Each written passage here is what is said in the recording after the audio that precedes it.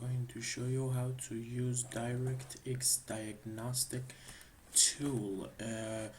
For this tool, we can use it from current date and time, computer name, operating system, language, system manufacturer, system model, BIOS, processor, memory, page file, and DirectX version. Or we can get information from display or the render, graphic card, sound, and input.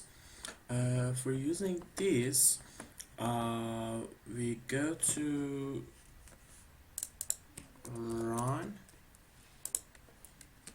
we type Dxdiag.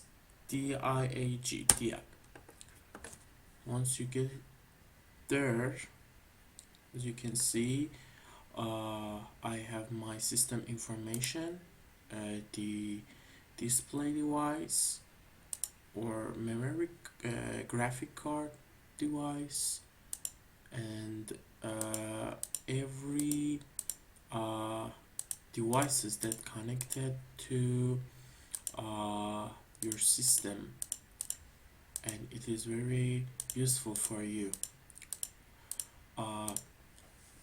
Thank you so much for watching this video. Please like and subscribe. See you next time.